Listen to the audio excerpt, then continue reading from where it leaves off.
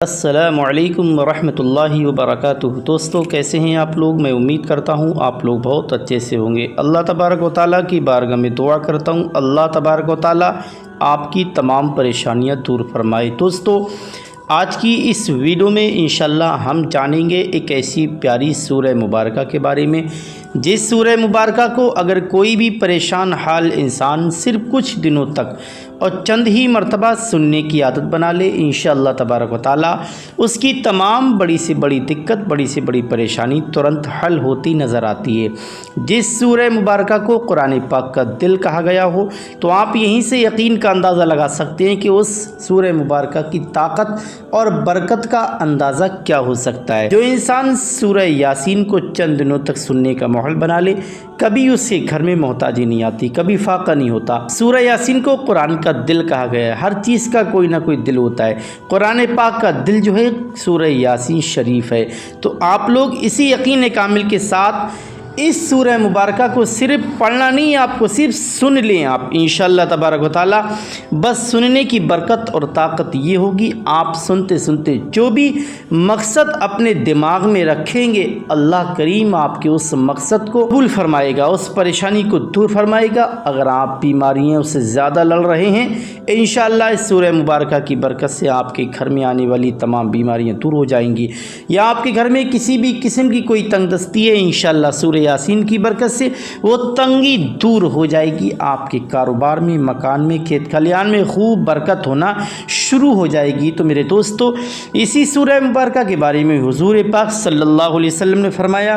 सूरह यासीन शरीफ का सुनने वाला जब दुनिया से जाएगा, अल्लाह पाक उसकी कब्र से अजाब को दूर फरमा देगा। तो आप लोग बस यहीं से अंदाज़ा लगाएं और इन्हीं तमाम फसीलतों के साथ यासीन शरीफ की तिलावत को ज़रूर सुनने का माहौल बनाएं। बल्कि नियत करें, जब कारोबार को शुरू करें, दुकान को शुरू करें, अपनी शॉप को खोलें, तो कम से कम ज़्यादा ना सही एक बार ही सही यासीन शरीफ की तिलावत को या कर लें, या फिर हमारी वीडियो के ज़रिए इस वीडियो को ऑन कर दें, प्ले कर दें और अपने दुकान बिजनेस की जगह पर तेज़ आवाज़ के साथ या मकान में यासीन शरीफ को शुरू कर दीजिए, जिसकी बरकत से आपके कारोबार में खैर व बरकत होना शुरू हो जाएगी। अगर कोई मुसीबत, कोई बुरी बला आफत है, इंशाअल्लाह दूर हो जाएगी और आपके घर को अल्लाह करीम बरकतों का गहवारा बनाएगा। अल्लाह करीम आपको हर कदम पर रिस्क के आपके लिए दरवाज़े खोल देगा। तो आप लोगों से गुजारिश है, अगर आपको ये वीडियो पसंद आया हो तो मेरे दोस्तों इस चैनल को दिल से सब्सक्राइब कर लें, वीडियो को लाइक कर दें और इस वीडियो को सदक़े जारिया समझकर तमाम लोगों में ज़रूर शेयर करें। औज़ु बिल्लाहि मिनश शैतानिर रजीम। बिस्मिल्लाहिर रहमानिर रहीम। यासीन वल क़ुरआनिल हकीम इन्नका लमिनल मुरसलीन अला सिरातिम मुस्तक़ीम। तंज़ीलुल अज़ीज़िर रहीम लितुंज़िर क़ौमन मा उन्ज़िर आबाउहुम फहुम गाफ़िलून। लक़द हक़्क़ल क़ौलु अला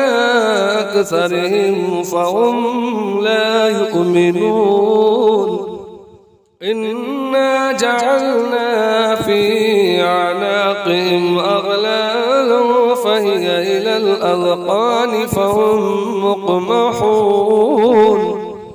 वजअलना मिन बैनि अयदीहिम सद्दन वमिन खल्फ़िहिम सद्दन फ़अग़शयनाहुम फ़हुम ला युबसिरून। वसवाउन अलैहिम अअंज़रतहुम अम लम तुंज़िरहुम ला युमिनून। इन्नमा तुंज़िरु मन इत्तबअ ज़िक्र वख़शिय अर्रहमान बिलग़ैबि फ़बश्शिरहु बिमग़फ़िरतिन वअज्रिन करीम। इन्ना नहनु नुह्यिल मौता वनक्तुबु मा क़द्दमू वआथारहुम वकुल्ल शैइन अहसयनाहु फ़ी इमामिन मुबीन। वद्रिब लहुम मसलन अस्हाबल क़रियह इज़ जाअल मुरसलून। إذ أرسلنا إليهم اثنين فكذبوهما فعززنا بثالث فقالوا إنا إليكم مرسلون قالوا ما أنتم إلا بشر مثلنا وما أنزل الرحمن من شيء إن أنتم إلا تكذبون قالوا ربنا يعلم إنا إليكم لمرسلون وما علينا إلا البلاغ المبين قالوا إنا تطيرنا بكم لئن لم تنتهوا لنرجمنكم وليمسنكم منا عذاب أليم قالوا طائركم معكم وإن ذكرتم بل أنتم قوم مسرفون وجاء من أقصى المدينة رجل يسعى قال يا قوم اتبعوا المرسلين اتبعوا من لا يسألكم أجرا وهم مهتدون وما لي العبد الذي فطرني وإليه ترجعون أأتخذ من دونه آلهة إن يردني الرحمن بضر لا تغني عني شفاعتهم شيئا ولا يوقنون إني إذا لفي ضلال مبين إني آمنت بربكم فاسمعون قيل ادخل الجنة قال يا ليت قومي يعلمون بما غفر لي ربي وجعلني من المكرمين وما أنزلنا على قومه من بعده من جند من السماء وما كنا منزلين إن كانت إلا صيحة واحدة فإذا هم خامدون يا حسرة على العباد ما يأتيهم من رسول إلا كانوا به يستهزئون ألم يروا كم أهلكنا قبلهم من القرون أنهم إليهم لا يرجعون وإن كل لما جميع لدينا محضرون وآية لهم الأرض الميتة وحييناها وأخرجنا منها حبا فمنهم يأكلون وجعلنا فيها جنات من نخيل وعناب وفجرنا فيها من العيون ليأكلوا من ثمره وما عملته أيديهم فلا يشكرون سبحان الذي خلق الأزواج كلها مما تنبت الأرض ومن أنفسهم ومما لا يعلمون وآية لهم الليل نسلق منه النهار فإذا هم مظلمون والشمس تجري لمستقر لها ذلك تقدير العزيز العليم والقمر قدرناه منازل حتى عاد كالعرجون القديم لا الشمس ينبغي لها أن تدرك القمر ولا الليل سابق النهار وكل في فلك يسبحون وآية لهم أنا حملنا ذريتهم في الفلك المشحون وخلقنا لهم من مثله ما يركبون وإن نشأ نغرقهم فلا صريخ لهم ولا هم ينقذون إلا رحمة منا ومتاعا إلى حين وإذا قيل لهم اتقوا ما بين أيديكم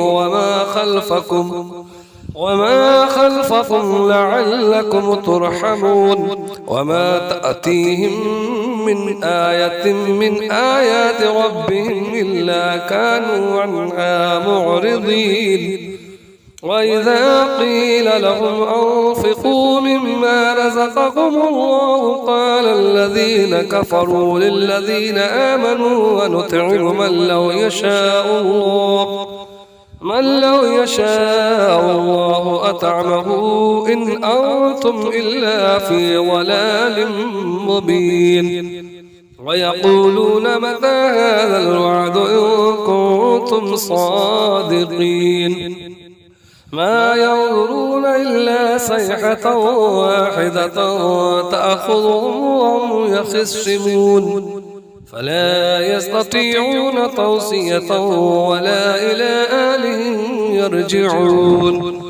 ونفخ في الصور فإذا هم من الأجداث إلى ربهم ينسلون قالوا يا ويلنا من بعثنا من مرقدنا هذا ما وعد الرحمن وصدق المرسلون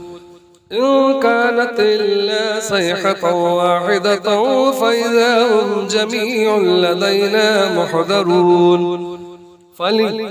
فاليوم لا تظلم نفس شيئا ولا تجزون إلا ما كنتم تعملون إن أصحاب الجنة اليوم في شغل فاكهون وأزواجهم في ظلال على الأرائك متكئون والشمس تجري لمستقر لها ذلك تقدير العزيز العليم القمر قدرناه منازل حتى عاد كالعرجون القديم لا الشمس ينبغي لها أن تدرك القمر ولا الليل سابق النهار وكل في فلك يسبحون وآية لهم أنا حملنا ذريتهم في الفلك المشحون وخلقنا لهم من مثله ما يركبون وإن نشأ نغرقهم فلا صريخ لهم ولا هم ينقذون إلا رحمة منا ومتاعا إلى حين وإذا قيل لهم اتقوا ما بين أيديكم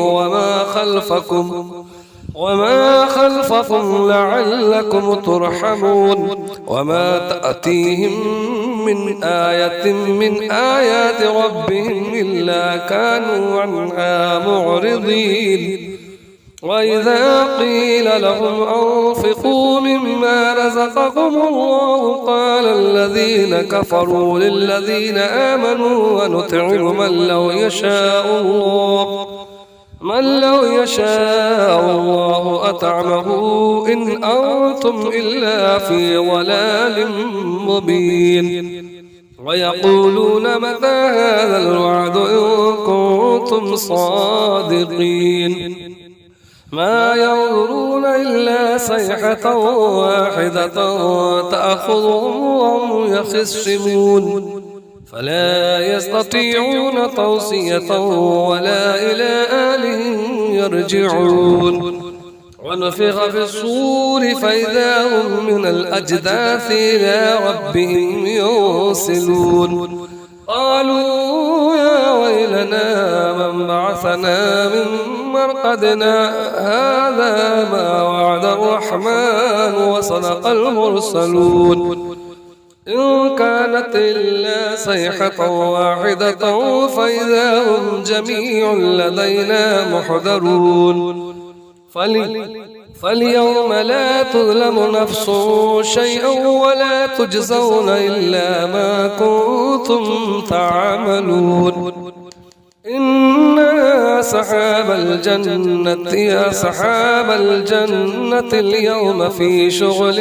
فاكهون وأزواجهم في ظلال على الأرائك متكئون لهم فيها فاكهة ولهم ما يدعون سلام قولا من رب رحيم وامتازوا اليوم أيها المجرمون ألم أعهد إليكم يا بني آدم ألا تعبدوا الشيطان إنه لكم عدو مبين وأن اعبدوني هذا صراط مستقيم ولقد أضل منكم جبلا كثيرا أفلم تكونوا تعقلون هذه جهنم التي كنتم توعدون اصلوها اليوم بما كنتم تكفرون اليوم نختم على أفواههم وتكلمنا أيديهم وتشهد أرجلهم بما كانوا يكسبون ولو نشاء لطمسنا على أعينهم فاستبقوا الصراط فأنى يبصرون ولو نشاء لمسخناه على مكانتهم فما استطاعوا مضيا ولا يرجعون ومن نعمره ننكسه في الخلق أفلا يعقلون وما علمناه الشعر وما ينبغي له إن هو إلا ذكر وقرآن مبين لينذر من كان حيا ويحق القول على الكافرين أولم يروا أنا خلقنا لهم مما عملت أيدينا أنعاما فهم لها مالكون وذللناها لهم فمنها ركوبهم ومنها يأكلون ولهم فيها منافع ومشارب أفلا يشكرون واتخذوا من دون الله آلهة لعلهم ينصرون لا يستطيعون نصرهم وهم لهم جند محضرون فلا يحزنك قولهم إنا نعلم ما يسرون وما يعلنون أولم ير الإنسان أنا خلقناه من نطفة فإذا هو خصيم مبين وضرب لنا مثلا ونسي خلقه قال من يحيي العظام وهي رميم قل يحييها الذي أنشأها أول مرة وهو بكل خلق عليم الذي جعل لكم من الشجر الأخضر نارا فإذا أنتم منه توقدون أوليس الذي خلق السماوات والأرض بقادر على أن يخلق مثلهم بلى وهو الخلاق العليم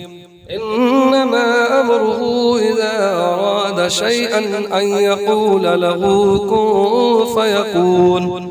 فسبحان الذي بيده ملكوت كل شيء وإليه ترجعون صدق الله العظيم.